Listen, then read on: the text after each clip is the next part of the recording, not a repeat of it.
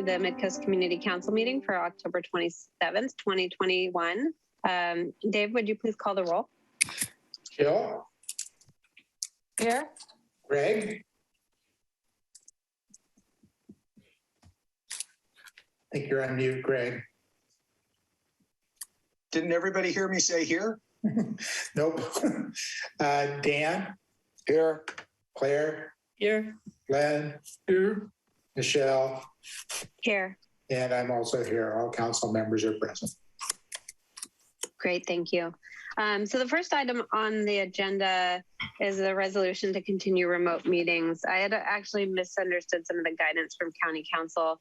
We adopted this resolution at the last meeting, and we only need to adopt it once every 30 days. So at the meeting that occurs beyond 30 days from the previous meeting. So for that reason, I request to pull this item from the agenda. Dave, do we need to vote for that? You're on mute, Dave. Now you're on mute. So I don't think so. usually we start with supervisor's report and public comment before we go into the agendas. Yeah, the County Council has advised this to be the first item on the agenda. So my misunderstanding was that it needed to be on every agenda. It will be first on the next agenda and at each first meeting of the month. Okay. So yeah. But now that that is going to be pulled from the agenda, we're going to go on to what's item number 2 this week, which is the Board of Supervisors report and reports from other government officials. And we'll start with Lena Silberman for the Board of Supervisors report. Cool. Thank you so much. Not too much today. Just want to give a few quick updates. So with the multimodal trail, last time I told you that Caltrans has expedited their review. They actually did end up sending a few minor edits that don't seem problematic. So we are having to review those edits. But luckily, basically the way this project works is they have to do this maintenance agreement and then they start an encroachment permit and then we can start building. And so what they're doing is they're starting the encroachment permit process simultaneously so we can try and get this done a bit faster. But I am a bit concerned because we have started seeing some rain. So we'll see when this actually gets built. On to COVID, our positivity rates are continuing to decline. I will put the link to our data dashboards in the chat if you want to review the different data components of that. The Pfizer booster shot is available to those who are 65 and older, are medically compromised, or have work that would put them at an increased risk of catching COVID-19. And you can make those appointments the same way you made your first vaccination appointments via My Turn, which I will also include a link to that in the chat. And then I also heard that the Moderna and J&J boosters have been approved by the CDC, as well as they are now allowing a mix and match of booster to what vaccine you may have had at the beginning. You can now mix and match with the booster shot that you're going to get.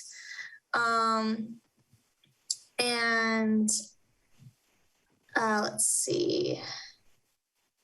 So we're getting really close. I think yesterday Pfizer did its official request to the federal authorities to have their vaccine approved for 5 to 12-year-olds. So that's going to come down the pipe, and hopefully sometime in the middle of November we can start. We'll be approved to start vaccinating people who are 5 through 12, and the Office of Education is working with the county to kind of make a seamless process. So that'll be easiest for families. I did talk about the mask mandate before, but I got a little bit more details. So I'm not going to, I will put the criteria in the chat. I don't feel like I maybe need to read it all. But the bottom line is we're still quite a few weeks away from lifting an indoor mask mandate. And if you do have any questions about it, I'd be happy to address those publicly or individually, whatever's convenient.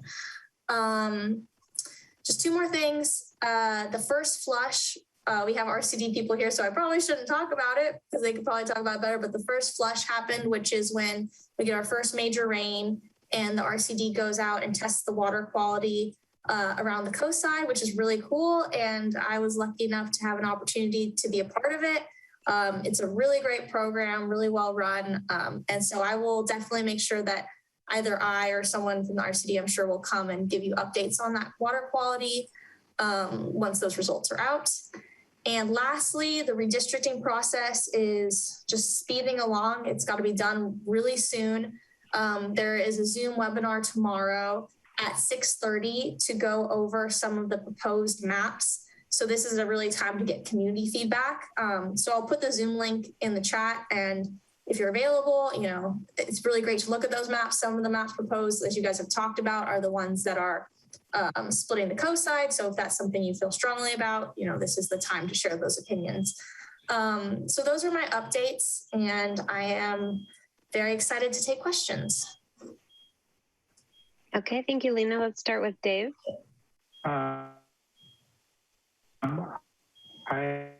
was event today, get Moderna booster. I was at the event center yesterday. I got my Moderna booster, and all three Moderna, Pfizer, and Johnson & Johnson boosters are now available through the county. Awesome, thank you. Okay, and Greg? Observation and a question. The observation is when I click the links in your status report, I get a warning that there's tracking software being used, so I don't go further. Just want you to know, could it be something on my end? I don't know if other people have the kind of detection systems that I have on my PC. But the question has to do with our newsletter, and I think you know this. I wrote Michelle Durand, I think you suggested it, because we're going to put out a newsletter, and it's not really worth putting something out that's already dated. So I wanted the most current links I could get, and I asked her. I'm just saying, you know, it should be a description of not only where you can get your shots or how to schedule, like including the My Turn link, but it should also be whatever else people need to know, you know, about ages of eligibility. So if there is a single link, that's what I'm looking for. And I think that should be in the draft that the newsletter has. Thanks. Right. And actually, since you sent that email, I was thinking, and I think what might be better too, is I can send you an update that the board gets from Luis Rogers from the health system. And that usually will have not necessarily all the criteria every week, but whatever is relevant. So I'll send you that too for your update. Well, to be clear, anything you send now won't get published for I don't know how long. So it'll probably be out of date. So that's why I'm looking for a web page, which is always current, because that's what I think we should put in. Right. My understanding is we have the Office of Community Affairs will publish a weekly update. I don't know. I mean, the information comes out weekly. I can look and see if that's on a specific web link that people can just look at and it updates. I'm not sure. And I'll figure out what's going on with my links. I'm really not trying to fish for your information, I promise. Yeah, just, Greg, I think there is a website that has information on the clinics where people can go to get the booster shots, but I think you're asking for something more comprehensive that tells the ages and who's eligible and all of that, right? Greg? He's thumbs upping, yes. Okay, I can see him right now. Okay, let's go to Dan. Yes, hi, Lena. Thank you for your report. I've been talking to a few of the community members, and was just thought I'd ask if you could give a report as to what the county is doing as far as, you know, incentivizing for removal of eucalyptus, not only for fire safety, but also for just physical safety, as we know that they drop limbs sometimes. And as far as, you know, what the county is doing to make it easier for community members, and also I was hoping that maybe that there could be a fact sheet developed, just, you know, for so that it could be spread around and easily shared with community members. So that's question number one, and I have another one, but I'll start. Okay, yeah. So the only thing that I know of specific to eucalyptus removal is the fact that we have, actually with the help of the RCD, amended so that you don't need to go out and get a permit to remove your eucalyptus trees, which is kind of an arduous and sometimes in some ways costly process. There is no kind of financial support program other than just that there's no permit process at this point in time. And then for a fact sheet, if you don't mind, maybe just shooting me an email with what kind of fact sheet you want, I can see if we can do that. Okay, well, so far it's simple. It's just they're waiving the permits, basically, is what you're saying, right? Correct. And that's the extent. Correct. Okay, and then second, please. I mean, I know the process is moving forward, but I have talked to a lot of people that are very, very concerned with splitting of the districts. And so my request is that, please, let's not rush this. Let's, make sure that, I mean, you're announcing it here on the MCC, but there's a lot of people that are not coming to the MCC meetings. And, it really should be far and wide spread as far as noticing. And, it's just the rushing of this is kind of scary. So that's my personal request, is to do whatever we can to make sure that it's wide and spread notified, genuinely wide and spread notified, because it's a big deal. To not rush it. Totally in agreement there. I mean, so there is legal requirements of when the redistricting process has to be completed. And it has been kind of a rush this year, particularly because of the census data taking much longer than usual to come out. So you are absolutely right. It has been much faster. I will say that participation this time compared to a decade ago is actually greater. It's hard to get people to really care about countywide districting because it happens at the same time that city districting is happening. So it's a lot of people vying for attention, but Carrie Dahlman from the supervisor's office has been following that process really closely. I have very high confidence in her and that group. And if you have any particular questions about how they're doing their outreach, I'm sure they'd be more than happy to share with you. That's pretty much it. The county has announced it on Nextdoor, all the local papers up and down the peninsula, on the coast, Pacifica, all just about every possible way. They've been very heavy on their publicity. Is this with the last few days, Dave? Because I've talked to leaders in Pacifica, and generally people are just not aware. They're just not aware. And, everybody's got their own lives to handle. And, it takes time. People miss articles in newspapers. I just don't think that it should be rushed, number one. And I'd like to see a little bit. But Dan, they have to rush. There's a legal requirement to have it done December 15th. Yeah. Well, there's long-term effects of this decision. So I think I think everybody, even the, legal counsel, owes it to the communities for a fair shake on this process. And I know that, people come up with determinations as to what is fair and not. It's just that I've got early feedback that, very active leaders are not even aware. Well, that's really good to know. And if you have particular leaders that you can get me in contact with, I will get them in contact with the right people, and we can see what maybe spots we're missing and where we need to be trying harder with our outreach, because that is definitely a failure on our part if there are people who don't know about this. Yeah. Again, leaders are not the extent of the community. There's a lot of community members that care as well. Right. Just don't know. Yeah, happy to talk about this and support in any way I can. Thank you very much, Lena. Okay, Graham. Okay. Hi, Lena. Yes, like Dave, I got my booster today. Unfortunately, yesterday was very different.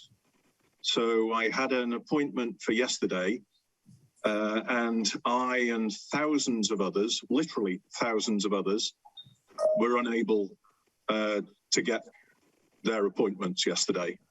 And I know the county has sent out something saying that appointments made for yesterday will be honoured by the county because so many people were there. I mean, as far as I understand it, the county removed all requirements for getting the boosters, so thousands of people turned up trying to get them without appointments, and it just completely gridlocked the area around the event centre.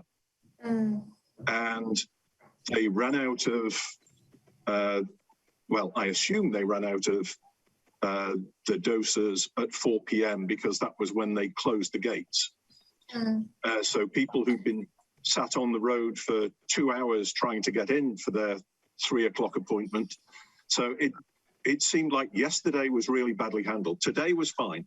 We made another appointment for today. We went in, everything was smooth. But then today they'd removed the no appointment necessary again. So that seemed like it really caused it was a huge problem yesterday.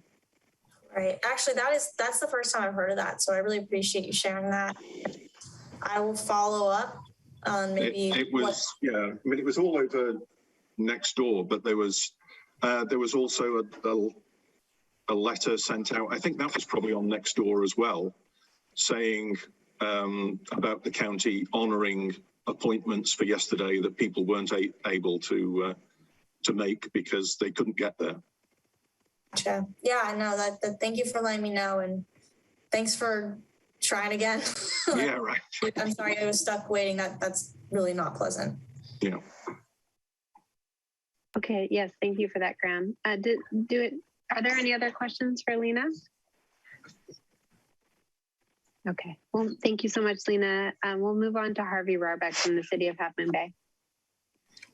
Thanks, Michelle. We're also in the middle of the redistricting process. Our Citizens Advisory Committee has met, I think, 4 times up to now. And starting next month, the preliminary maps will be discussed so that the council will make the final decision between 2 maps that will be presented by the Citizens Advisory Committee in January. And as has been discussed, there is a legal requirement that the redistricting be done early next year. So that's, I don't know if you call it a rush, but it's important that we follow this state law. The other thing I wanted to bring up is that the council had a presentation about SB 1383, which is the new law about organic waste and trying to reduce the amount of methane that's produced from organic waste. As you all know, methane is a very potent greenhouse gas, and anything that can be done to reduce it is desirable.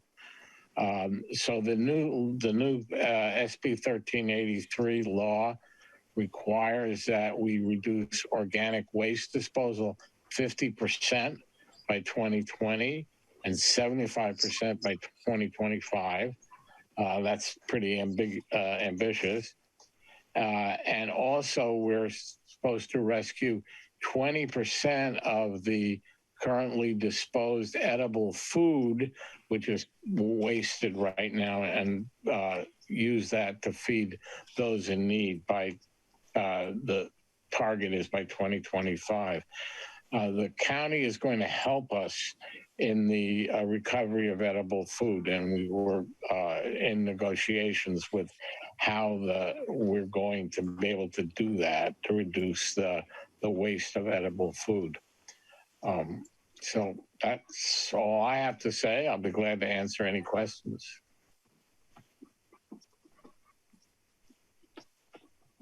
Okay, first, Greg.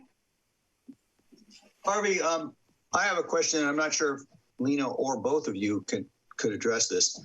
I got concerns from residents about the initiative that you started in Half Moon Bay to electrify homes and get rid of natural gas. People feeling they cannot afford the upgrades, they don't have the space for heat pumps, and so forth. I hear also that the county may be considering similar regulation. Now, I'm a climate change advocate from way back, so I get the concept. My question is, can you post in the chat or email me a link to a study that shows the energy return over energy invested for the effort you're undertaking? Because there have been some people writing comments that seem well thought out that talk about the chain of energy production and how the inefficiency at each step ends up causing a net loss by converting to electricity. And I would just want to see what information Half Moon Bay or the county has on energy returned over energy invested for your idea. I can't directly give you a link right now, but I will research it and send it to you. It's my understanding that there is a definite gain in or loss in greenhouse gases by converting to electricity.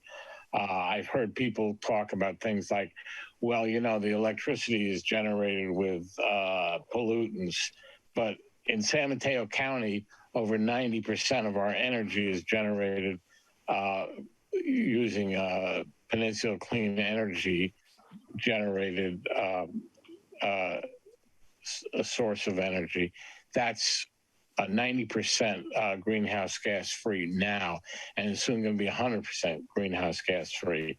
So the argument that electricity is generated in a way that creates greenhouse gases is just not the case in San Mateo County. I will try to find out a better source of information about that, but it is my understanding that it will really be a net reduction in greenhouse gases by electrifying our buildings. Yeah, you can understand, though, people have cost concerns, but they're also questioning whether, in fact, the objective will be met. And so we ought to have some paper to substantiate this. I agree. In terms of cost, Peninsula Clean Energy is working on being able to subsidize low-income households in upgrading to 100% electric. There also is going to be an on-bill plan where you can finance your electrification over 10 years at 0%.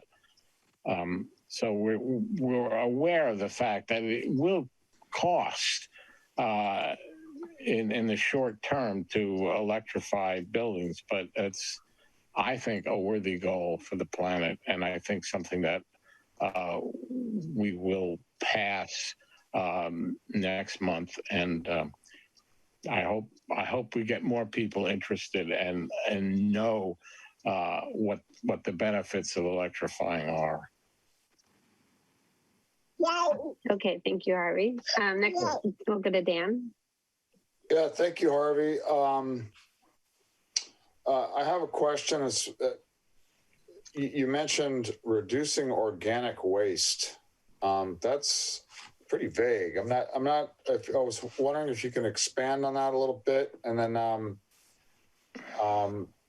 since we're talking about climate change and whatever, reducing, capturing carbon and all that, it's my understanding that, people that really, small farms that do, composting and put organic matter back into the soil, that this is all a carbon capturing positive. So I don't know, maybe I'm hearing your message wrong, or and then on that note, from what I have heard, a larger problem with the CO2 emitted is through the whole factory farm system, which generally does not use organic matter in their soils. They're using petroleum-based fertilizer and, spraying glyphosate and all that stuff, which, from what I understand, factory farm system is equal to the amount of all the cars emitting CO2. Really haven't heard much research on the natural gas of homes, but we'll save that for a second. I am interested, and I'm not challenging. I just want to learn more, like Greg. But for now, I'm really curious about if you could expand a little bit about what you reported earlier about reducing organic matter. What does that mean? The organic waste that is contributed by businesses, homes, we're trying to get people not to have that kind of waste. And it's a program that's just going to be starting. The county is going to be helping us do the advertising, get the word out. It's the methane produced by the organic waste in landfills is a significant contributor to greenhouse gases. Are you saying? Yeah. Let's not trim our trees and throw the green waste into the. I'm just not understanding what do you mean by organic waste?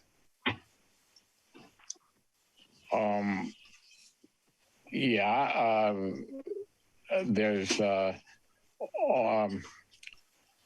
all the anything that can contribute to the greenhouse gases that has carbon in it for the most part. It's a complicated topic, and I don't claim to understand all the details. We're going to be hearing more about it, both from the county and the city in the near future, and I can update you better when I know myself. So very well.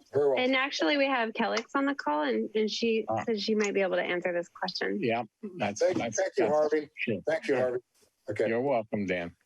I think, Harvey, I'm not sure, but I think what you're talking about, I stepped away for a second and came back in the middle of this. And I was like, wait, what? What did I miss?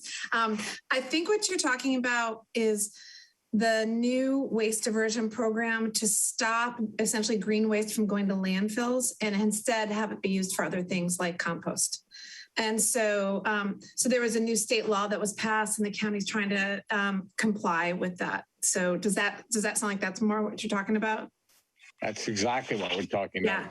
So it's not that it's not that the organic material is bad, but that in fact, organic material is good and should be used for other purposes and not go to a landfill. Yeah.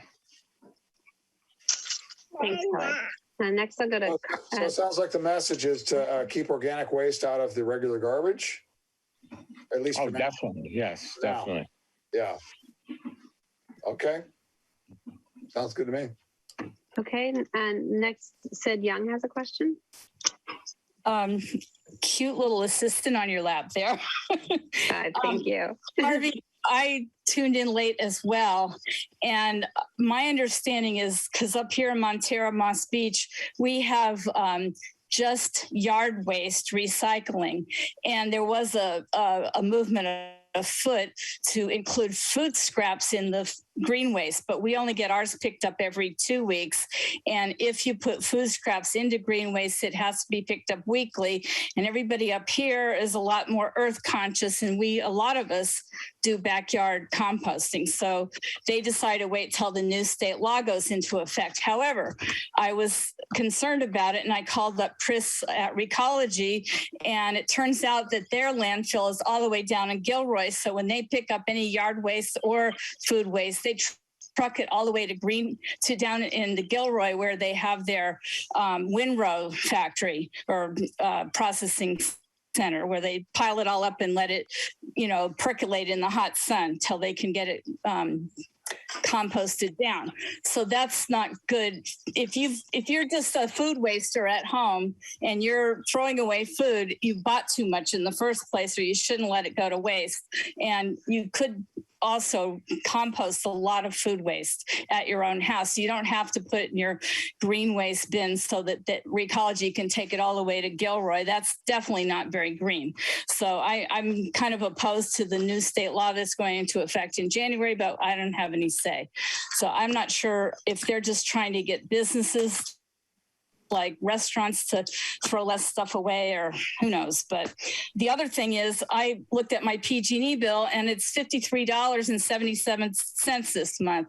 So it doesn't make any sense for me as a senior citizen and one person in a house to put on solar panels or anything to try to, at nearly age 70, to spread it out over 10 years. It's still not going to make my PG&E bill go much further down than what it already is, since I'm very frugal. So I don't know, maybe they'll have an exception on that for senior citizens or single households or something, because that's just crazy. It better not be mandated. That's all I can say. Thanks. You said a lot there. Did you want to respond, Harvey? Well, let's see.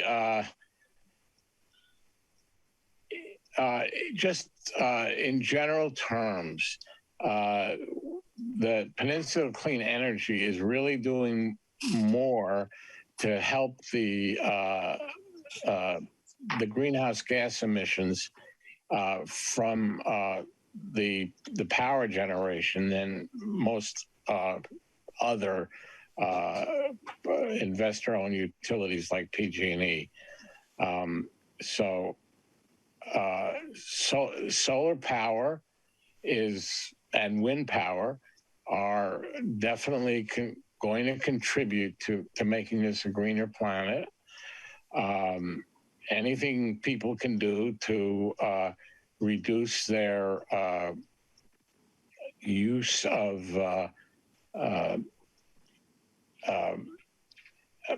materials that contribute to greenhouse gas emissions is good. And as I mentioned, the electrification of buildings is going to be subsidized where it's appropriate for low-income people in many different ways. So nobody is saying that it's going to be a cakewalk to get to building electrification and 100% renewable energy for electricity generation, but it's something that needs to be done. And as a responsible citizen of the Earth, we need to do whatever we can to try to reduce greenhouse gases. So then get rid of traffic in Half Moon Bay. Easier said. All right, let's move on. Yeah, for sure. Let's move on to Len.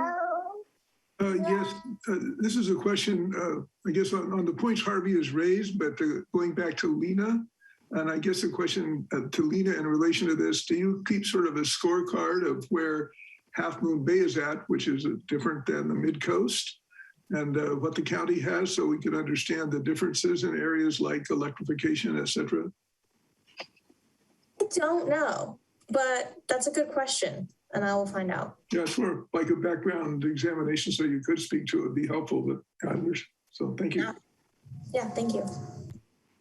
Okay, Claire? It feels like there's a lot of confusion. Here's what I understand, and I think I'm probably pretty much right. Regarding the recycling issues, there's two programs. One is edible food, and they're working with restaurants, and the county is working with restaurants and people who have edible food that's actually in an edible format to provide excess food to people who need it. That's one thing. Next thing is the recycling, or rather composting of household food waste. And that is going to start here with the Montara water and sewer people. That starts in our area January 1st. It'll be weekly pickup.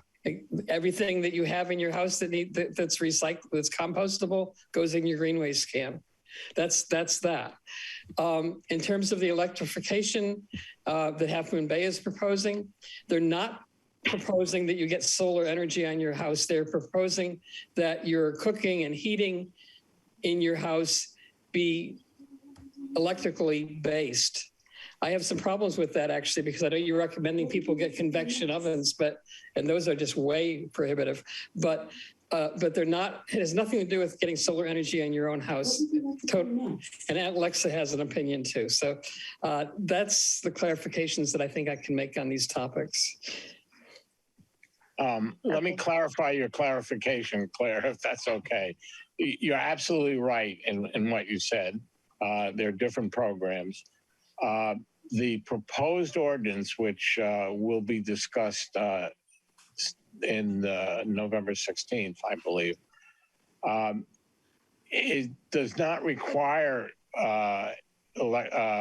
solar panels.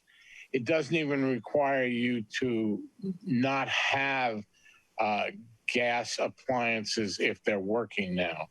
What the proposed ordinance will do is when gas appliances burn out, need to be replaced, or you have a major remodel of your residence, at that time you will be required to substitute or use electrical appliances instead of gas appliances. But if you have a working gas appliance right now in an existing home, you're not required to switch it out for electrical. On the other hand, just to be clear, new construction, according to the draft ordinance, will be required to be 100% electrical. So that's my clarification. Okay, and then looks like Dave Wilson has his hand raised. Yeah, I put something in the chat, peninsulareachcodes.org, that has a lot more info on this. The county did start in on this process prior to COVID. Menlo Park's already done it. San Jose has already done it. This is not something brand new. This has been in process for a decade now. And I'm really glad that Half Moon Bay is moving the way they are. It's almost certain that we will have this in the unincorporated county too at some point. Not one day. Yeah, the real breakthrough will be when the state will stop selling or outlaw selling gas-fired appliances. That's when we actually will have control over how much electrical appliances are going to be used and not.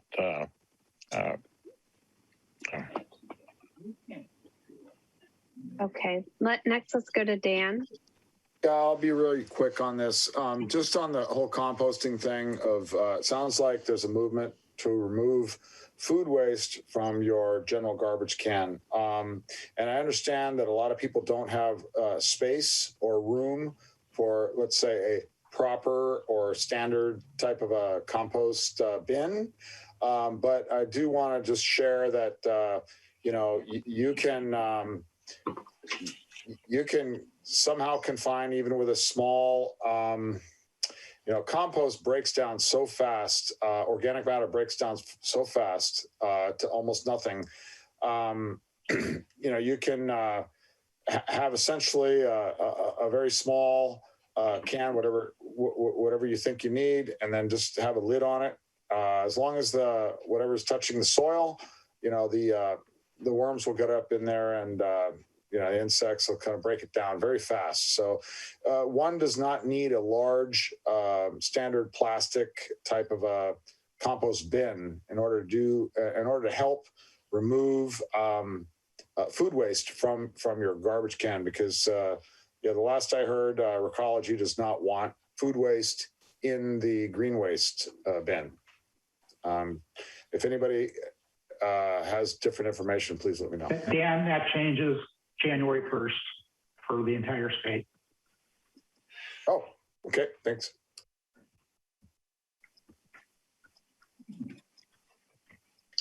Okay.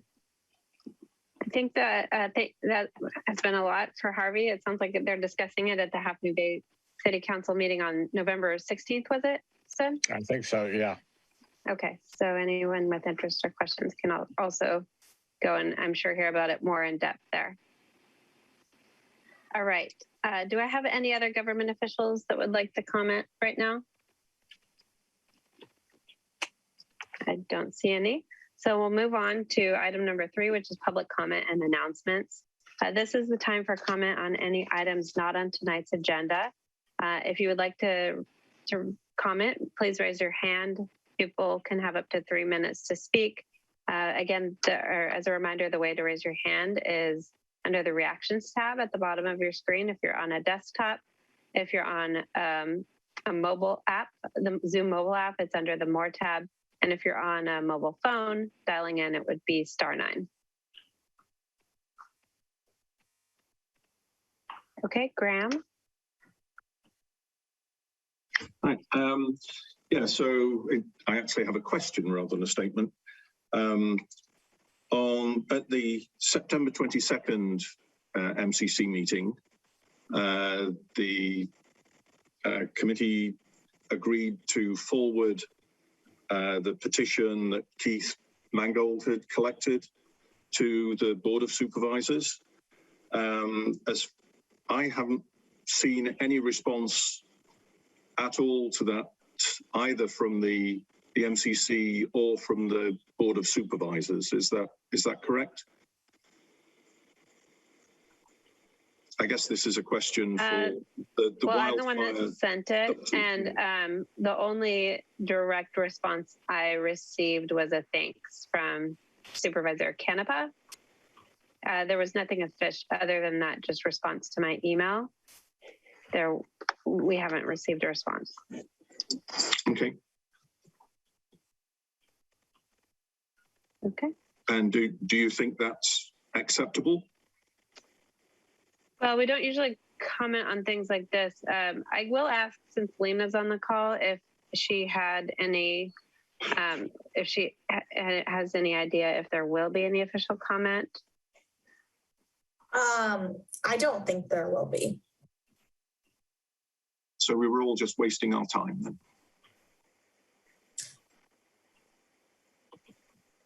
I don't know how to answer that. I will say that, you know, we do have this project, the scoping project, which we'll talk about later. It's not exactly a response to the petition, but it is related in terms of wildfire and the threat to El Granada and what can be done about it. So, you know, we can make sure that the members of that project, the consultant, which we'll talk about a little bit later on in the meeting, is aware of that petition. I will also say I am the person in Supervisor Horsley's office that works on the issue of fire. And more than half of the time that I'm working on issues related to fire is focused on El Granada. Right, but if a response, I read that email.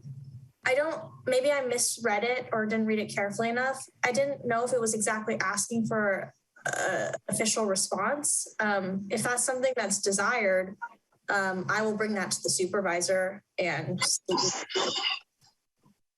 yeah, I mean, what we're after is actions, because there has been, I know that the county will say that there has been $2 million is planned to be spent on wildfire work in El Granada, but not a dime of that is being spent on the very high risk area of Upper El Granada Boulevard, which is an evacuation route. Graham, I completely hear your concern, and I've heard it before, and I really empathize with you. And I've spoken directly with the Parks Director about that topic, and I was informed of the exact answer he gave to you. I thought that answer was extremely reasonable and based on science, and I don't really think that I need to speak to it at this point in time. What answer was that? It's the email that he responded to you. The email didn't. That's somewhat of a separate topic, and he didn't actually respond to the questions we asked. He responded to the questions he wanted to answer, unfortunately. Okay, this section of the agenda is not really meant to be a dialogue, right. So we definitely appreciate. That's fine. I've said my piece. Okay, thank you, Graham. Other public comment, and also during this section, members of the council can speak on any items either not on the agenda or provide any updates. So I see that Dan has his hand raised. Yeah, I just want to make the comment that through the learnings of the medians in El Granada eucalyptus removal, that apparently there is some dollar value for the disposal of eucalyptus trees based on what we learned through the medians and the contractor trucking eucalyptus wood chips or logs. I'm not clear on that, to Stockton for some bio disposal, some cogeneration plant or something. So apparently there is some dollar value, although all along. I believe that was later revised. Does someone, Len? The community has been told. Or Kellex have an updated statement on that? I believe I read an email stating that that was a mistake, and that I believe the information came from Qua, so that did not actually, the trees were not actually being taken to sell, but they were being taken to be disposed of. Len, am I getting that right? I think Susan Casey was in a direct conversation there. I have not had that particular point discussed with.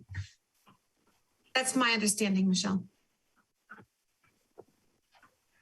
Okay, yeah, thanks, Kellex. I know we heard that at that meeting, Dan. I subsequently saw an email that said that was inaccurate. Yeah, well, okay. I'm not going to go back and forth, but there's a concern about that. And I think that I think the community should be educated on the whole deal. It seems like it's a little bit cover up. Okay, thanks, Dan. I'll go to Sid Young, and then Susan Casey has her hand up as well. So Sid, go ahead. Hi, I just wanted to kind of empathize with the people in El Granada, because when Don Horsley, Supervisor Horsley and Supervisor Canepa got together to allocate all the money that the governor's project was given to San Mateo County, they divvied it up to parks, county parks. And then I don't know exactly how they determined that they're not going to take care of the people, the part of Quarry Park that backs up to homes. But I really think that needs to be readdressed either in a different letter or something so that you can get a response. Because even if you were to bring it up at a Board of Supervisors meeting, they just nod at you, look at, at the camera like the cows watching the train go by. They don't have to respond on camera. So you need to try to get them to commit to fixing those that area of concern near the homeowners' properties, as opposed to just worrying about a fire road in the middle of Quarry Park. Thank you. Thank you, Sid. Next, I'll go to to Susan Casey. Hi, yes, just to follow up on Dan's point, is that, Qua did confirm that what the original message that the contractor stated was that there was no monetary value. And he was very emphatic that there was no monetary value, in that they were brought to Stockton to, there was a special type of chipping. It wasn't actually chipping. It was more of I'll have to go back to the email and take a look at it, but that just wanted to confirm that there was none. And that was with actually talking or emailing back and forth with Qua. But Dan, I'll go ahead and send that to you, the final email that was discussed with that. Thank you. Okay, thank you, Susan. Okay, are there any other public comments?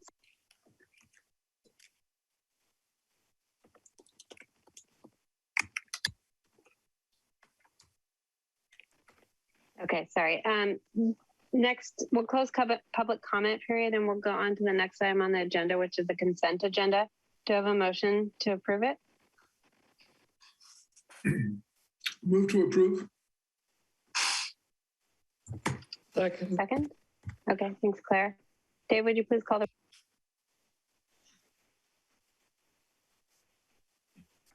Jill, Yes. Greg, Yes. Dan, Yes. Claire, Yes. Len, Yes. Michelle, Yes. and I'm yes, also passes 7-0.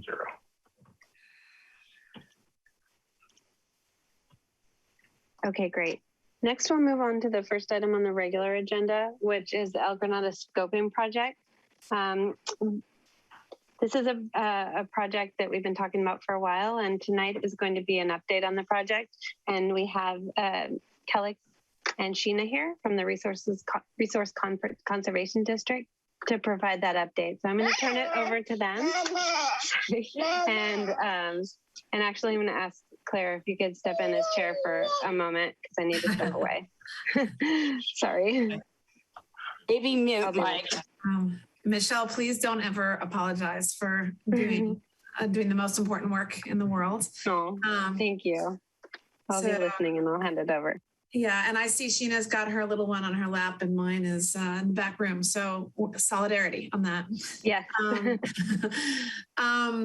So yeah, thank you.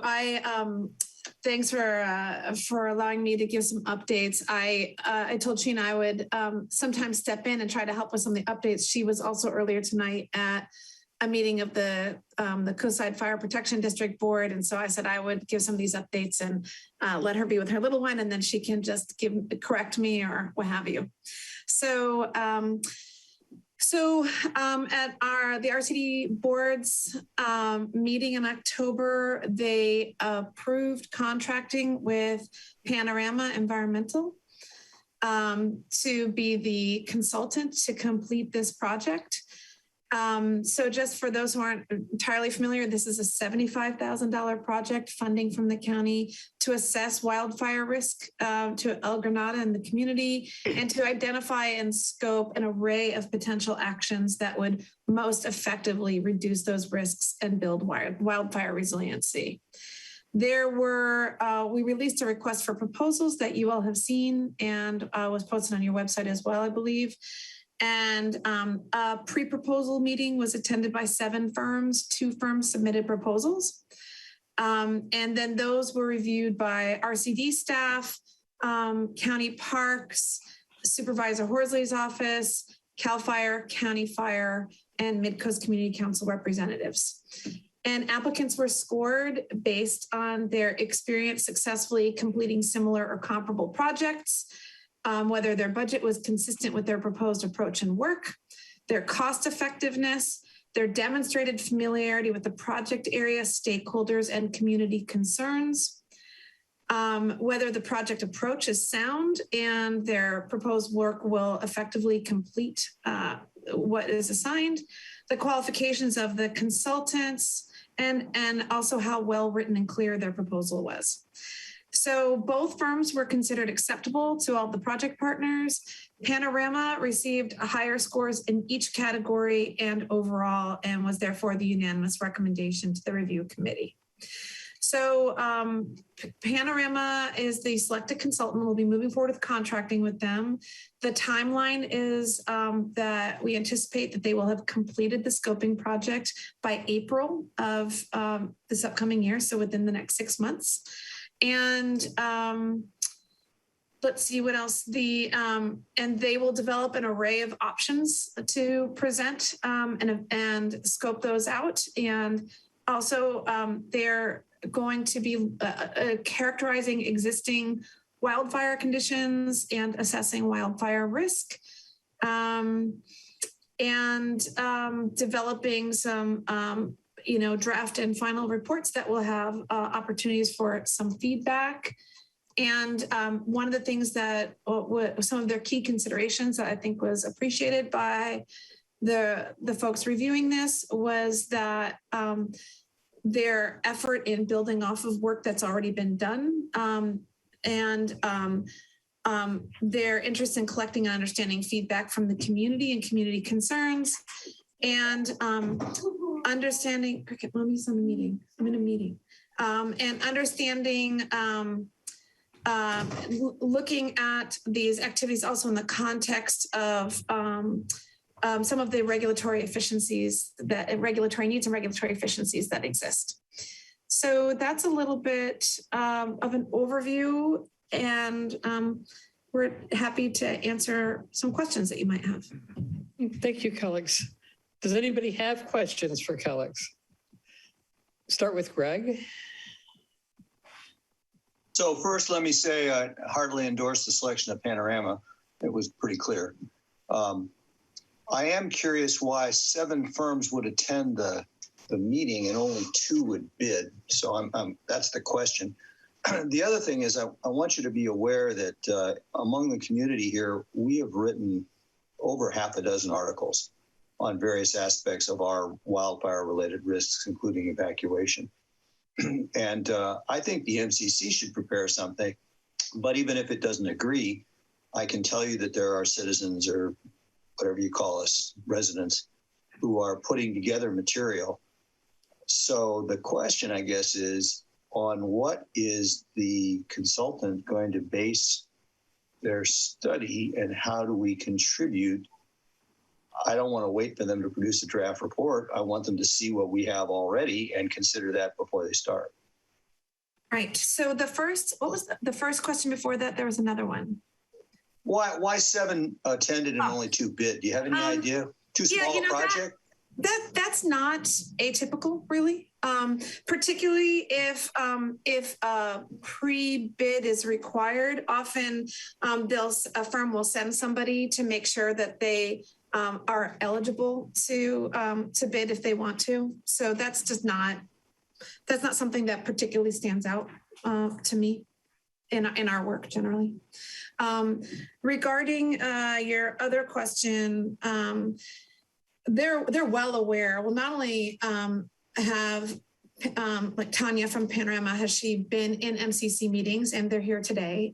So they're aware of some of these interests and concerns and work that's been done by the community and that sort of thing. That was also communicated to them very clearly and is one of the expectations. So that is part of their work to characterize and assess risk, is to take a look at the work that the community has already done. And then furthermore, here, in case you haven't seen it, let me put this in the chat, so everybody can see their proposal, which goes into great detail about how they will make those determinations, how they do evaluate risk. So part of it is what is existing information out there. There's existing data, there's existing expertise from community members as well as CAL FIRE and others, and they are experts and will be bringing their own expertise. And their proposal details what approach they'll take. Thank you. Does that answer your question? Not in the sense that I know by next Thursday at 3 p.m. I have to submit something, but in general, yeah, sure. Ben? So I'm looking forward to the project starting up. Yesterday, and I'll speak to this point later in our meeting under a different topic, but I asked Lena to arrange a conversation between Dave and myself, the supervisor and executives, to begin to understand what are the complications as we try to go forward with implementing recommendations. And in particular, it relates to the medians and who controls different aspects of their operation. And I view this as not a subject for the consultant, but something the MCC and others will have to deal with when the study is done. So those are things I think we need to conduct in parallel, but certainly keep them aware of. I think Quavo, having done or led the project on the medians, has a lot of practical knowledge about what was involved and what's been done to date. So I assume he's certainly interested in being available as an information resource to the consultant as well. And then the question to I guess you or to the consultant is when will they bring forth anything active relative to plans, requests for input, et cetera? Will they be, say that again, will they be bringing something forward in terms of plans? Well, in response to what Greg said, they say either we would like, there's things that float around. If people have input about this, send it to us immediately so we catalog it, or how will that be approached? Oh, you mean what's the mechanism for them getting the knowledge and the information from the community? Especially what Greg was raising, things that exist now or things people would like to put down concretely. Earlier, you heard a community member talk about something they sent, but I think that falls under the purview of this project. Right. I'd say two things. One is if there's things that you think that your MCC representative, Michelle, doesn't have, she will be bringing those to us and to the consultant. If there's anything that you feel like she doesn't have or anything that you want to flag for her to make sure she brings forward, please do. And they will also be holding a listening session. And so there'll be an opportunity for people to bring perspectives forward in that listening session as well. Okay. Thank you, Len. Graham? Yes, mine's just a very quick one. The link you posted in the chat, Kellex, is to your local file system. So yeah, thank you. Michelle just chatted me that as well. I'll tell you where it is it's on our, I thought it was on our board meeting page, but it isn't. So we'll just send it out to you. Okay, thank you. Are there any other questions or comments for Kellex? Kellex, would you want to introduce the people that are here you're working with so that we... Could I make one more clarifying question? Would we expect the consultant to come to speak directly with community people at different points? That's what we were just bringing up. That's what, so... She stated it as a filter would go through Michelle. I also said that they're going to have a listening session. And so that will be an opportunity for anybody to come talk to them and bring a perspective or information. So there's two mechanisms. One is through your MCC representative that's part of the project team. And then the other will be when they hold a listening session. And just also, if there's something that you think you want to make sure is in front of them, you can also feel free to send that to Sheena or me. That's fine as well. At any time. And Sheena and or I are going to be at MCC meetings regularly as well. So there's, this isn't some covert, it's not like going underground. We're here and we're in service to you. So, allow us to serve. Tell us what your needs are. And Sid, I saw that you sent me a chat about that link. We were just talking about that as well, that we're going to, that was an internal file link that I sent by accident. So we'll get something out to this group. Kellex, I think you said that you had a representative from Panorama here tonight. Yeah, but they happen to show up, but I think they're not under contract to us yet, and we haven't asked them to speak or anything like that. I kind of don't want to put them on the spot. I think they're here just to listen for right now. I'm glad they're here listening. I appreciate that. Yeah, me too. And thanks to Tanya and Rita for doing that tonight. Are there any other comments or questions for Kellex? If not, we'll close that part of the agenda. Thank you very much for your presentation. Thank you. And we'll move on to item B under Hi, Claire. I actually wanted to take this opportunity also to provide a quick update about the RCD Quarry Park project. Would that be okay to do? That'd be wonderful. Please do. Dave, would you be able to make me co so I can present? Would that be all right? And I wanted to share some before and after photos of what we've been doing at Quarry Park.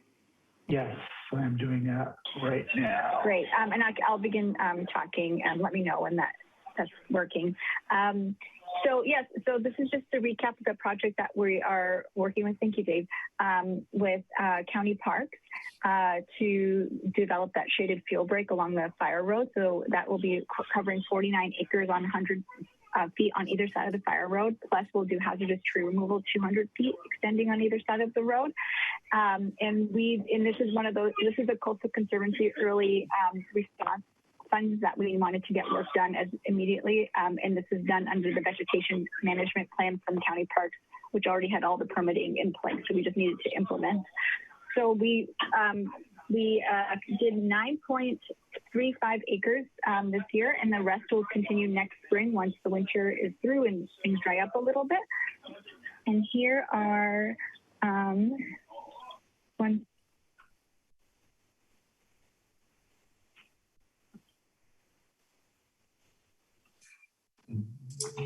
Here we go. So here are some before and after photos. Just wanted to show you that this is the before and this is the after. So it's removing the smaller vegetation trees, removing the ladder fields, cleaning that up a bit. And then here you see the same thing. Oh, I'm sorry, this has swapped it. So this again is before and this is after. Hopefully you can see the improvement here. And then this is just a quick map of the area of work where we started the work this summer. So wanted to share that quick update and then we'll be continuing to provide updates as the project continues. Thank you. I'm back, so I'll take back over, Claire. Thank you. And thanks, Sheena. Does anyone have a question for Sheena about that part of her update? It looks like it. Let's start with Dan. Yeah, thank you, Sheena. Can you go back to the map, please, and maybe elaborate a little bit? And then also on the before and after pictures, the after pictures, definitely there was some trimming done, but I didn't see a lot of fine wood chips spread out. I saw, well, some significant branches. My thought would have been, now this has come up over and over from CAL FIRE that, wood chips in general are less flammable and will break down faster. But these branches that I see in the picture of the after, I guess, is it too difficult to chip them better?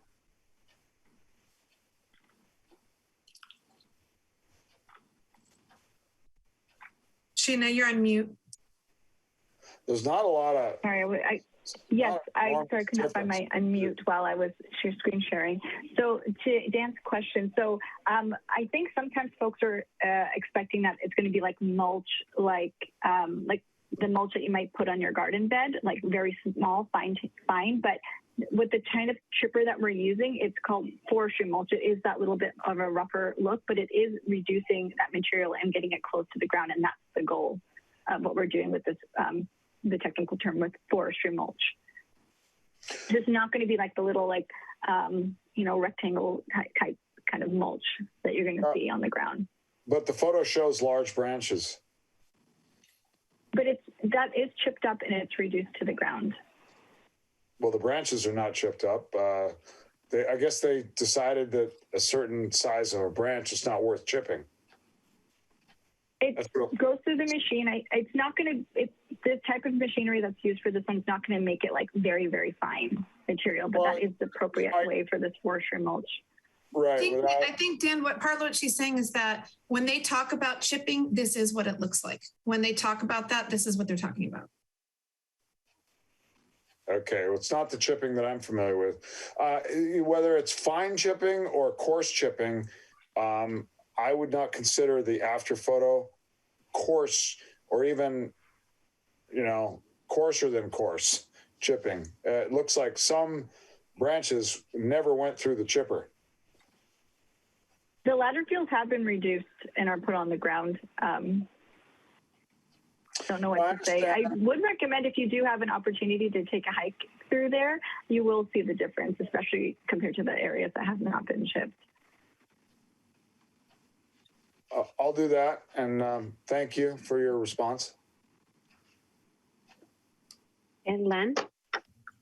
When Nicholas was with a meeting in September and talked about the work done, he basically said there was an update to Project 16 that he had changed and was going to further edit, because what the map you had didn't reflect all of the changes he had talked about. So I just wanted to ask you about that point in terms of the diagram you just put up in your number 3 diagram.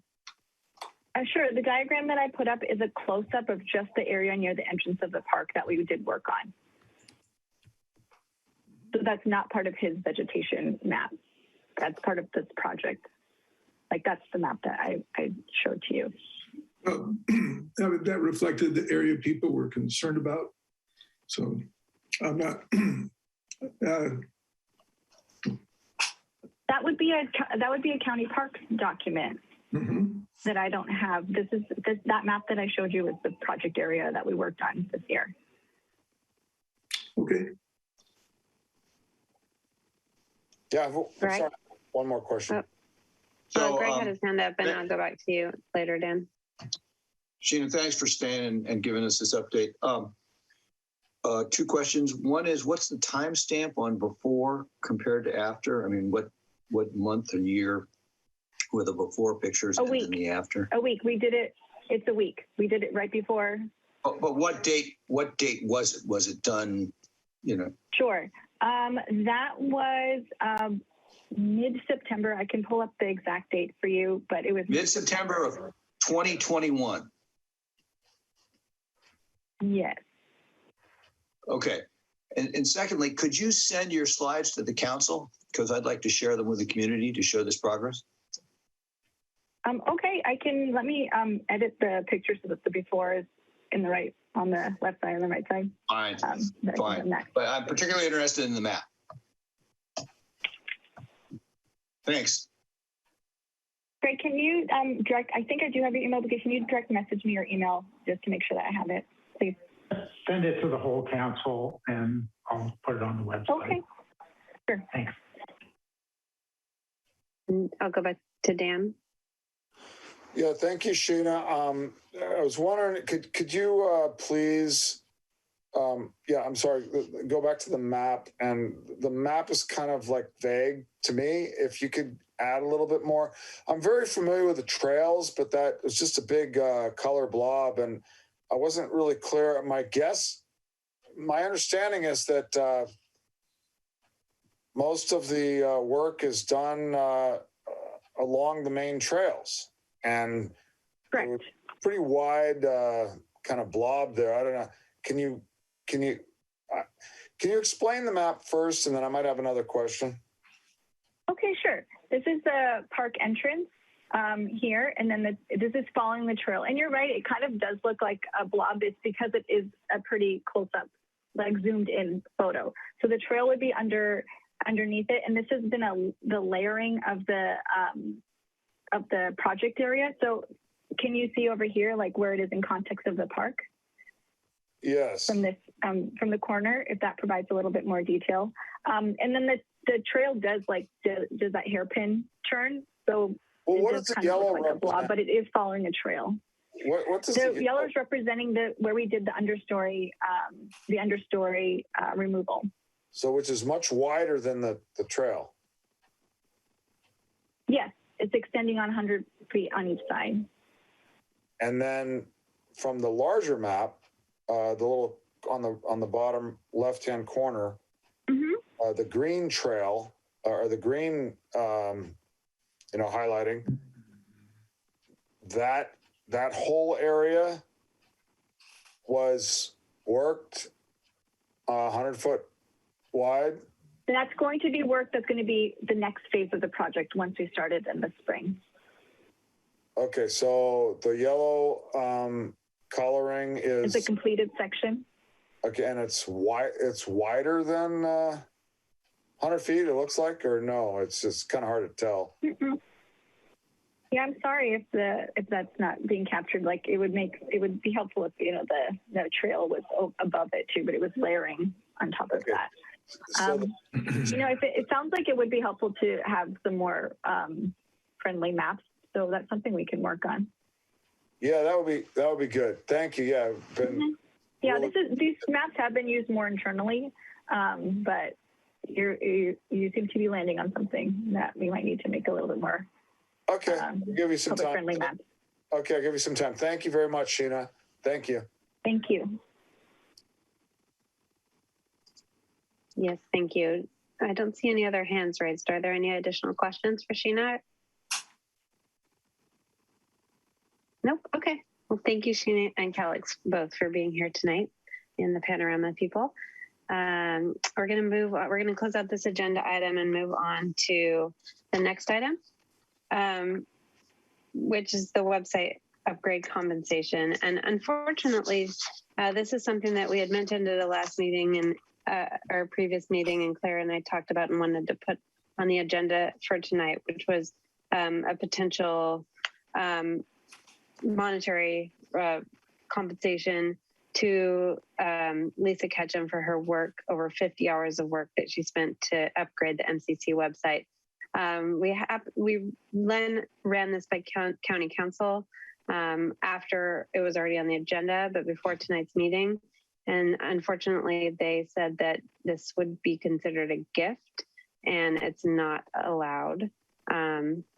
So we can talk about whether there's anything else that we'd want to do. Unfortunately, we can't do what we had hoped to do, which was pay Lisa for all of the work that she did.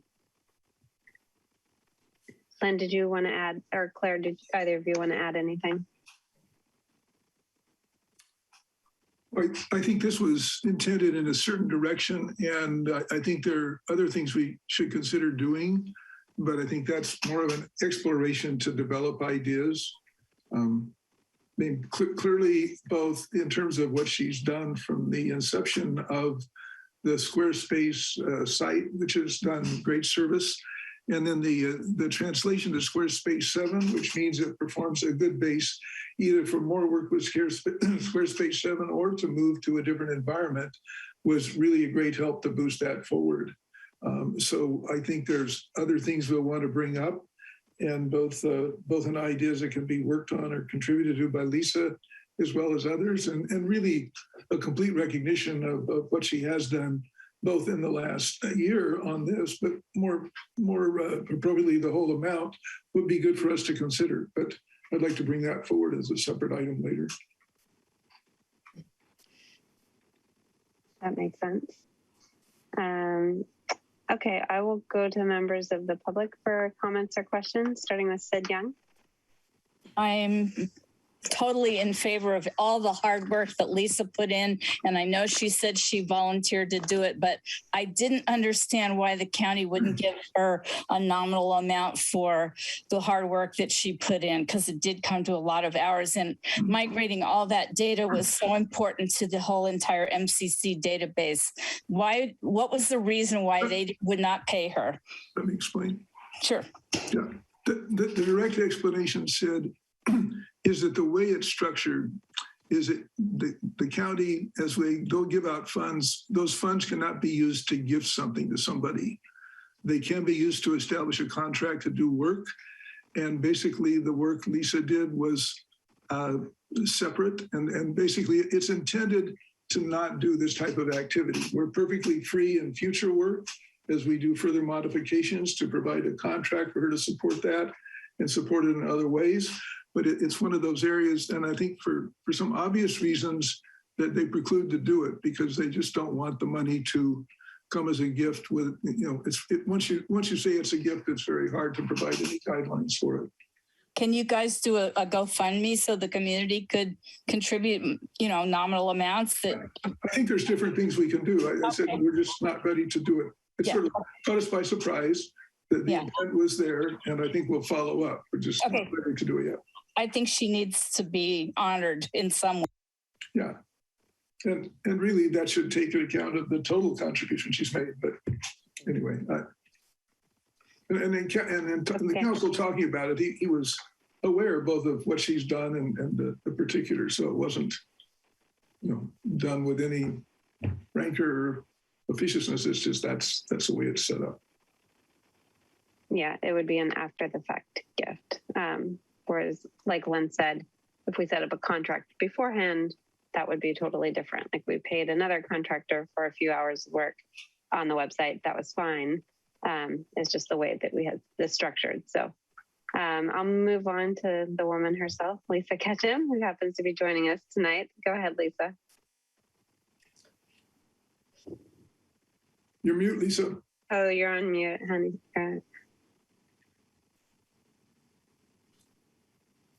Lisa, you're on mute. She's not. Go ahead, Lisa. Oh, no, we're not able to hear her. Here I am talking. How's this? Oh, there you are. There Thank you. Okay, let me be clear.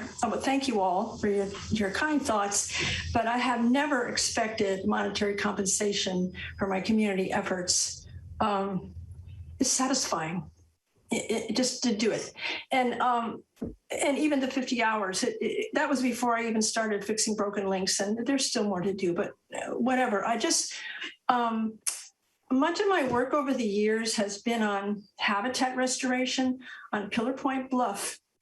The last year and a half, the weeding has expanded to include fire fuel reduction, mostly hauling out dead wood at the perimeter within 100 feet of my community. And then there's the issue of how many greenways can I borrow? How much curb space? And then Pillar Ridge management paying to have someone come and haul this away, these big branches and logs. And so I fantasize sometimes about, wouldn't it be great if I had some money to pay for that?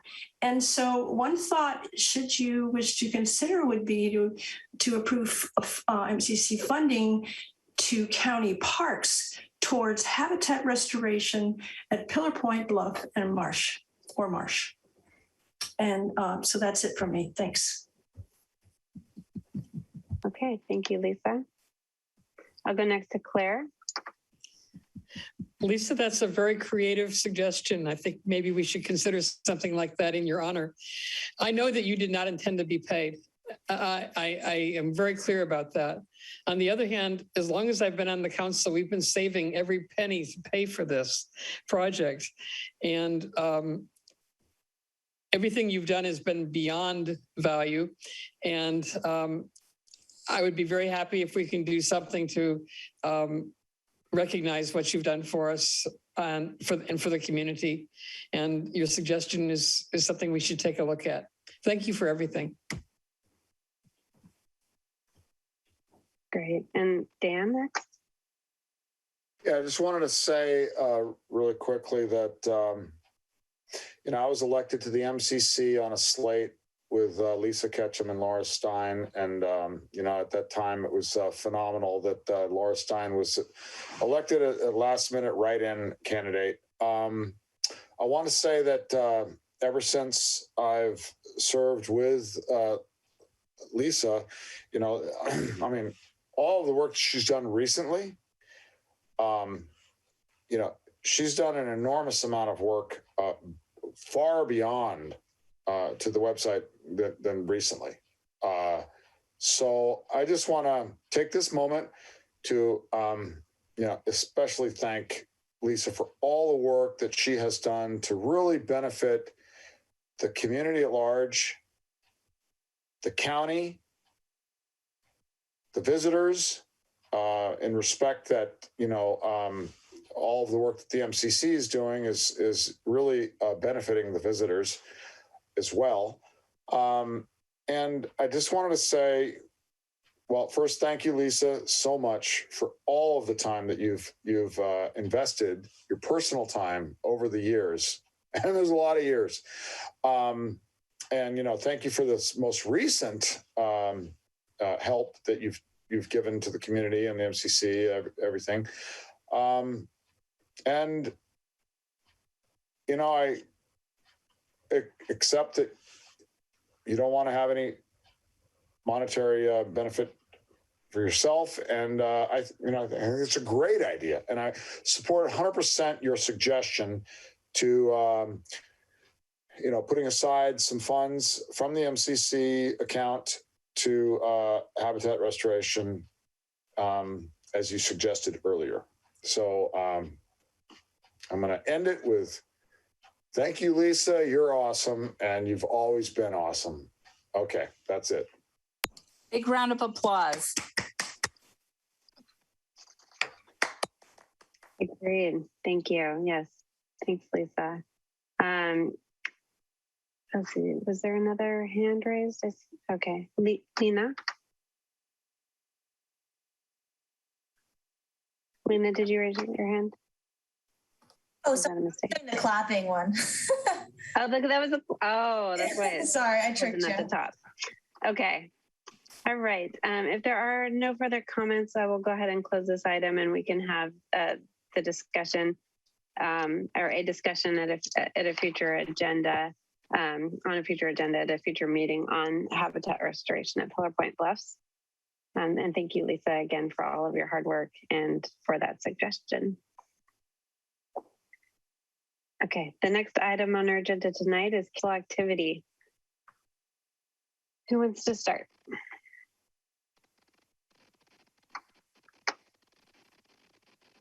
Council activity, is that what you said?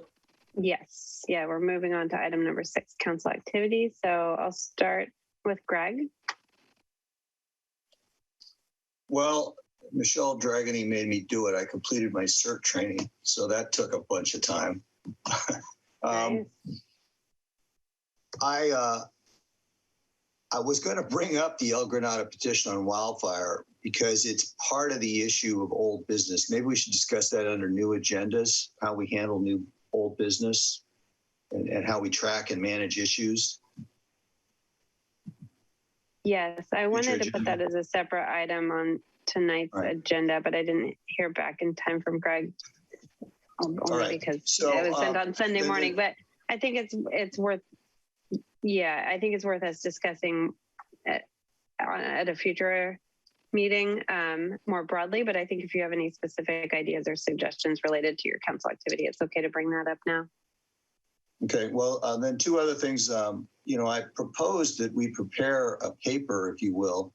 By we, I could mean the MCC, or I could mean a group of citizens, to make it available to Panorama kind of as a starting position paper, because while they may be expert and even some of them live here, I still think it's worth pointing out all the knowledge capital that's been marshaled that reflects the concerns of our citizens. So I've put a little time in on that, but I will probably be spending a lot more. And then you may have noticed I wrote an article because I'm sure we've all been contacted by candidates for the Board of Supervisors. And, I don't know who's going to win, and I don't feel comfortable now endorsing anybody, but it occurs to me whoever wins ought to understand what our issues and priorities are. And I thought we ought to put a paper together of coast side concerns and hear from the candidates. And I know this will occur later, but it'll take some time to get the material ready. We ought to put together a platform of what we would like to see the supervisors commit to, address, speak to. So I've put an article out there, and I've gotten somewhere between a half dozen and a dozen suggestions already from community members. So I think that's going to be a work in progress, coast side concerns for candidates. Yeah, and I will just note that we will, typically at a retreat in January, which we need to plan or start to think about dates. we will talk about all the major issues, things that we've accomplished over the past year and things that we want to accomplish over the next year. And I think that will go along really well with what you're looking for, which is an overall list of issues. And then we could potentially follow that up with, emails, messages, or a summary of issues to the candidates, and even in the future have the candidates come and speak at an MCC meeting. I think that'd be an important thing to provide a forum for them to do that. Well, one more thing, and I apologize if I've mentioned this before, but I got copies of the request for summary judgments in the SAM lawsuit from all of the agencies that posted it, and I wrote an analysis of the lawsuit. It's pretty clear to me that Half Moon Bay doesn't really have a case, and they've spent $1 million in legal fees across the separate agencies. So people want to review that analysis and see the source documents. It's on Coastside Buzz. It's an analysis of the case for summary judgment by each of the major players. Okay. Len?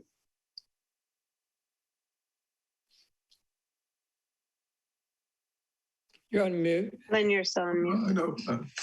So a couple of items. At the end of last week, Michelle and I met with the planning department who are getting ready to bring Connect to Coastside forward.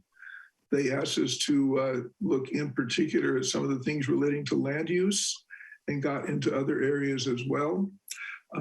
They're all specific, but what we also learned is they're very close to releasing their final draft for our review. They were not ready to be at this meeting, and they have not released it yet. So I think there are some important things coming. It's something it's been 8 months or so since we've really looked at it. And while some of the things are more or less in place, other things need to be looked at. So probably more appropriate to say a bit more about this when we look at future agendas, because we're getting packed up there. But so just to highlight that. You may have noticed at the Virginia Crosswalk that there's considerable activity there. So we got an update from Caltrans that releases all the particular things or reviews that. And basically, they think they're in good shape to be ready for activation by the end of November. And that includes reaching out to the groups that will help with deployment and implementation. So it would appear that the delays on that project are coming to an end. So we should expect to see it coming forward in terms of being ready, at least within the next month. And then we'll have to decide, they will have to decide when to actually turn it on. So there was that one.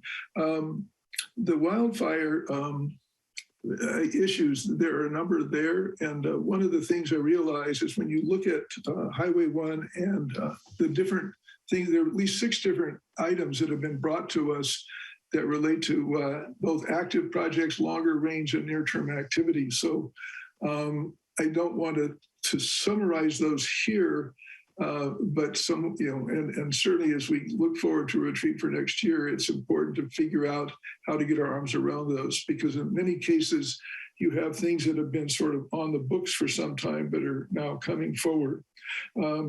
Similarly with wildfire, there's a lot of information that's come out of the fire safe meetings by postings that are relevant. So I'll be looking to get those up on our website in a wildfire area. These range from everything to really good studies to look at both eucalyptus, their pluses and minuses, and how they're fair going forward just from climate change.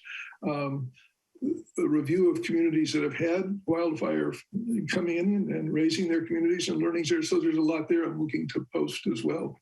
So that rather than put it here, I'm looking to get those effectively posted on our website, but just as a note to that point. That's what I have for today. Okay, thank you, Len. Len, did you want to cover the meeting with the supervisor? I will. Basically, yesterday, Dave and I, in a meeting that Lena organized and brought together Supervisor Horsley, as well as someone from County Council, trying to open a discussion on the issue of the medians, and in particular, taking the perspective that once the scoping plan and project is done, we expect they'll have specific recommendations and options that relate to the medians eucalyptus on the medians and other things. And we found from efforts to date that there's some complex issues that relate to the management and control of the medians. And I think GCSD we've spoken a little bit on what they've done and some of those issues. The point of the discussion I was trying to bring forward yesterday is what we're not looking to do is go from the recommendations to a litigation of what's the right way to do it, but try to understand what are the best ways to go forward that has us working in collaboration with the county. And I don't think we did not come to any solutions about it. Supervisor Horsley was there in the council, but to begin to build a base so that when actual recommendations come out of the scoping project, we're ready to see a best way to move them forward. And I believe that that takes both discussion and on our part and others. So I consider that the first as an ongoing conversation. Lena's sort of the point person to help bring people in for discussions or look at it, but that's its goal. And if there's any thoughts or questions, I'll take them, but it was really to just say we've had an opening discussion looking for a way to work productively with the medians going forward. Okay. I have a question, Lon. Sure. So, what was brought up early on before they did the first median work was, we were told that they were going to truck out every branch and it wasn't clear how much they were going to wood chip, but they were going to haul off all the debris and then truck back in some mulch.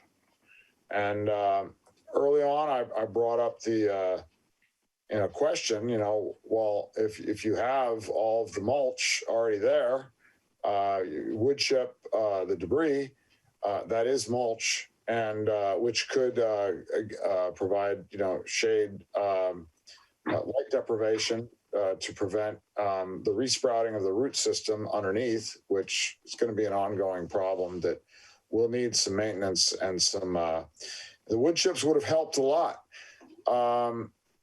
But, we learned from this first project, that basically all of the wood chips were hauled off and none were left. So if you're involved in the, discussions of the future planning of any further median work, I'm going to ask that you raise the question, why are we paying to haul off at premium trucking prices to haul off valuable biomass material that could be used as mulch and light deprivation material to prevent the resprouting, to help slow down the resprouting of the root systems. So in response to your report, I wanted to say that, and if you have anything to add, I'm interested. Let's take this on offline. I feel like this is getting a little bit away from council activity. So I want to make sure everyone also has the time to give their updates. So I'm going to move on to Claire. I was going to mention the crosswalk because there has been another flurry of activity, as Len mentioned. It seems as though they've had a very hard time connecting electricity. It's been a lot of work, but so I'm glad to hear that that's coming to fruition sometime soon. They acknowledge that PG, they believe, is done with their work. Good. Michelle and I spoke yesterday with the people that do statistics for the county regarding the vaccination rates. And we have this ongoing issue with them saying that Moss Beach and El Granada are way below county average in terms of vaccination rates. We think that we've figured out what the problem is. There are several ways of categorizing and encapsulating populations, and the methods they've been using do not really conform with reality. So we think we have identified census tract data, which would make all of this seem a lot more reasonable. So, however, the census tract data does not really align with the communities. Like Moss Beach and Montera are not well delineated from each other. Princeton is not well delineated.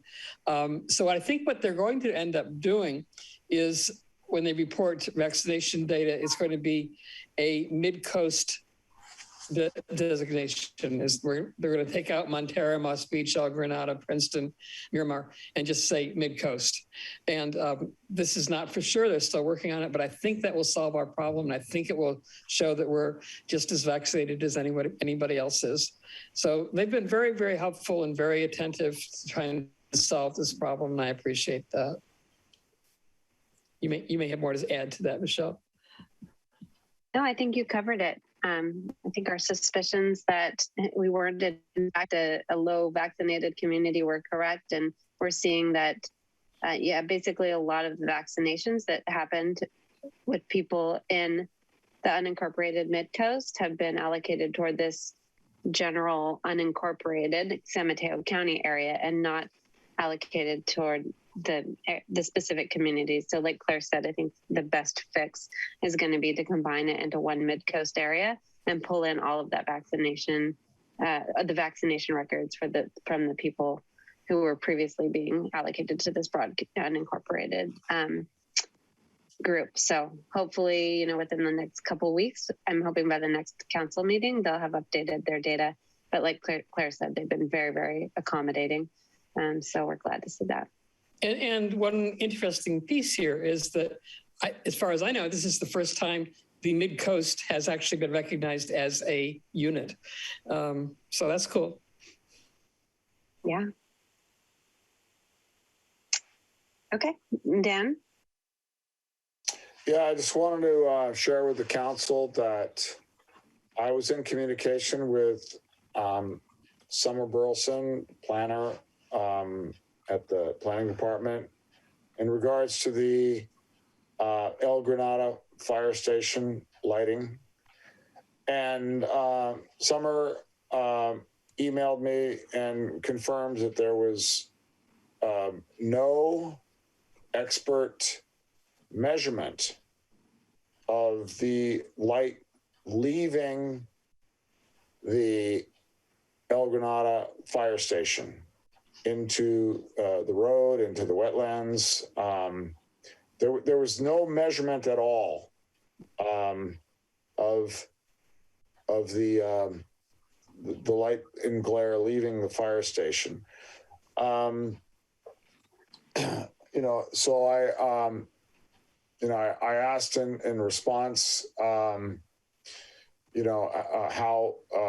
for more clarification as to exactly how they determined that the amount of light that is leaving, I mean, everybody that drives by there knows that light is leaving the property, contrary to the conditions of approval.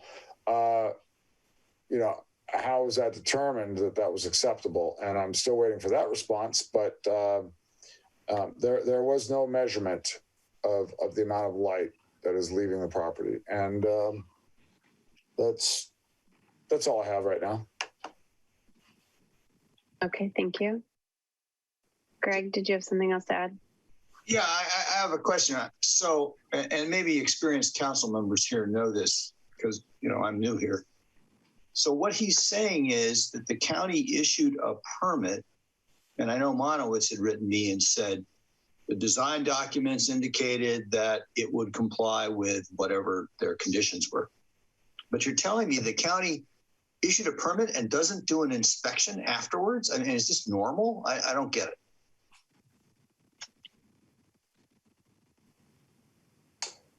Does anybody know? Is the county required to inspect? Yes, it is normal, unfortunately. Are you talking about the fire station lighting leaving the property, Greg? Yeah, I'm talking as an example of an issue about code enforcement and compliance. I'm just curious that, you know, what you're saying, I'll assume is true, but I just find it astounding that they would issue a permit and not follow up with an inspection in order to close out the paperwork. The issue as the planning department sees it is they have no inspectors on staff at night. So they rely exclusively on code violation reports and photos and measurements by community members making the code violation reports. And all right, well, I've sent them they those. ignore them. Yeah, okay. I've sent Monowitz that photo. I was told that photos don't mean anything. Nobody recognizes it. It's only an expert that would measure it and document the measurements. And I'm gonna suggest that, you know, from the MCC funds that we pay to have it measured. Okay, we're going to move on and talk about that during future agendas. Any other council activity? I think we've all said what we accomplished. So I just want to remind people under council activity that the MCC newsletter drafts are due on the 29th, which is Friday. So please do, for those of you who are writing articles this time, please make sure to get those to Jill and me by Friday. Okay, let's move on to future agendas. So on the next meeting, which is November 10th, we have Connect the Coast Side, as Lynn mentioned. That's going to be a pretty big topic. So I'm going to allocate a big portion of the agenda to that. Since we haven't heard from Connect the Coast Side for many months, you know, this is like the final, well, not the final, but the almost final report. So I definitely want to give them a chance to come and present to us and give plenty of time for us to ask any questions. In addition to that, we have the plastics presentation that Dan is arranging. So that is set for November 10th. We do not have we typically cancel our second meeting in November. It's the night before Thanksgiving, I believe. So I think that the plan would be to cancel it this November as well. Probably cancel the second meeting in December in addition. So that means we only have 2 more meetings this year, which is the one I'm talking about, November 10th, and then the meeting in December, the first meeting in December, I believe it's 8th, and that would be the meeting where we would elect officers for next year. And we could potentially have, you know, a couple other agenda items there as well. I know there are a lot of things that we've talked about. We always talk about a lot of things at the meetings, but then when it comes time to actually, you know, put them together for the meetings, I find sometimes a struggle to get enough topics. So I just want to put that out there. Is there anything that someone feels very strongly that needs to be on the agenda at either the November or December meeting? Could you clarify, and we'll bring forward our letter on Connect the Coast Side? Oh, that's correct. Thank you for that, Lynn. Yes, after the presentation on Connect the Coast Side at the November meeting, they are asking for a letter of support. You know, and we can all obviously make any comments on issues that we would like to, you know, feel that are not accurate or that would like to be changed. And so we would bring that at potentially the December meeting. So in addition to the election of officers, that would be on the December meeting agenda. Initially, I think they were hoping to move things a little bit quicker than that, but Len and I met with them and they're okay with that timeline and bringing Connect the Coast Side as the final project plan to the Board of Supervisors in January. So actually, Michelle, the consideration is it has to go next to the Planning Commission. So to the Planning Commission, yeah. But Shonda said that's fine we're going to see the presentation, assuming it doesn't get delayed, on November 10th. I think what Len is possibly alluding to is doing like a special meeting in order to write a letter. We could certainly do that if people are open to it, but I don't think it's necessary given the timeline. So you're saying that we could do that letter at the December meeting? Is that what you're saying? Yes, that's what I'm saying. I think that would work. That would definitely work from what Shonda said.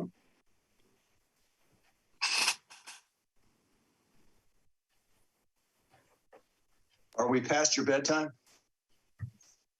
Took care of one and now we got the second one. So yes. What other, so I guess the other thing that I don't have a specific timeline, but we had, I initially was going to be on this meeting. It was actually a presentation from, I know I'm blanking on the name, but Claire and I met with this recovery initiative from Half Moon Bay, Coastside Recovery Initiative. So that's also we don't have a date that could potentially be on one of the upcoming meetings. Now we have this idea of habitat restoration. I know I saw that Sid typed in airports. There's a candidate issues list. Does anyone have a strong feeling of one of these items that needs to happen in the next 2 months? I like Greg's idea of getting the candidate issues list together. Would you guys want to do that prior to the retreat, or I think the retreat because it sort of overlaps with what we do at the retreat? I think we should have a starting point before the retreat. Otherwise, it'll be too much. We already do. We have over 24 issues on the article on Coastside Buzz, and I can take input and reorganize that. So yeah, we have a starting point depending on what you think of it. Yeah, that's exactly. We also have what was generated at last year's retreat that we need to go back and review. So that's one issue. There's another agenda item, which I'll bring up, I think, again, which is how we handle old business and track and manage issues.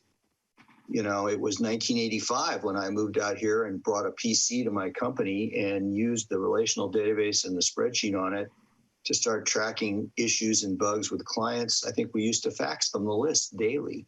And then that grew into online multi-user, issue management tracking software. And, we don't have an old business section in our agendas. We don't have an issue management and tracking system. So there's that. Then there's the question of separate agenda item. Do we want to have a wildfire position paper by the MCC or not? Or are we just going to let the community come together with its list of issues and give them to the consultants? So Coastside Concerned Citizens Platform, a wildfire position paper. Oh, and by the way, we just heard from people saying, what about the follow-up on the petition? Speaking of old business. And then the most popular post, I think, I'll say popular, but the one getting the biggest noise on Nextdoor was about airport noise and pollution. And I don't know when you want to do that, but I just got message during this conference about, are we going to bring that up? So airport noise and pollution, I'm not mandating a date, but I think you saw, Michelle, the documentation on lead poisoning and its effect on young children close to airports. So it's not an insignificant issue. And I know the pilots are not happy about the complaints. It's also not a new issue. New to me, I'm new here. You're not new here. Well, the noise is not an new issue. The lead concerns and effect on children could potentially be. I mean, it is a new finding. I disagree. The noise has changed. I think it should be relooked at. If you want me to elaborate, there's one thing about a small Cessna. It's another thing about a military-sized helicopter flying, 100 feet above your house. Okay, so there's a number of issues. Sid, I see your hands raised, but we're not going to do public comment during future agendas. I'm not I doing, think that, no, I wanted to add a public comment. I mean, I'm sorry, future agenda. That's why I had my hand up. I was talking to Sid. I know. I heard what you had to say, Dan. Okay. So I think let's do this. I'm not done. Claire. I'm not done. Oh, okay. Go ahead. Go ahead. Okay. So for future agenda items, I wanted to request that we, as an MCC, discuss the exploring what it would take to have an expert take measurements of the light leaving the El Granada Fire Station. And yeah, that's what I want to request.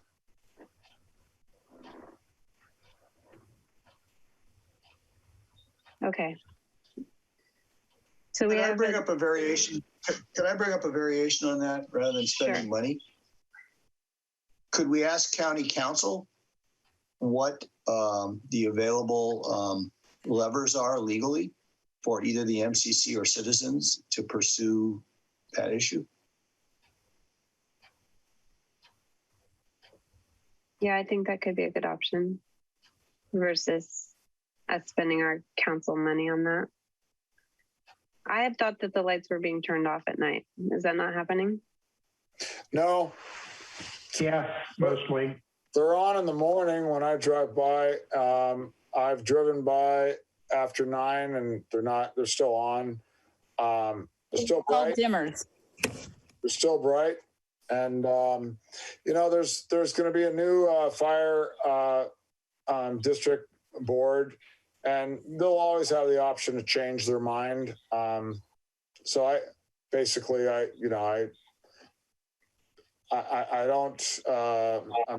not convinced that it's going to be a standard or regular. Besides, in January, you're going to have a lot of hours of these bright lights when it's dark out. So I don't see that the dimming is an option. I'm certainly better than nothing, but I think they could do a lot better.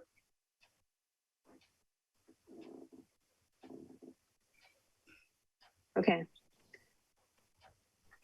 All right, we can't decide right now. Claire and I are actually going to meet. We're, going to be transitioning roles at the December meeting. And so I think she and I could talk about how we want to prioritize these items, since there are a lot of things. If anyone wants to email me offline and say like a specific date that you would like a specific item to be on the agenda, we can try to accommodate that. Otherwise, we have a long list here. We'll make sure we get to everything. I just can't guarantee that they're going to be at the next 2 meetings. Okay. With that, I think, is there a motion to adjourn? I move we adjourn this meeting. Second. Okay, Dave, please call the roll. Jill? Yes. Dan? Yes, thank you everyone for your community support. Good night. Greg? Yes. Glenn? Yes. Claire? Yes. Michelle? Yes. And I am also yes. It is unanimous. Goodbye, everyone. Bye-bye. Good night.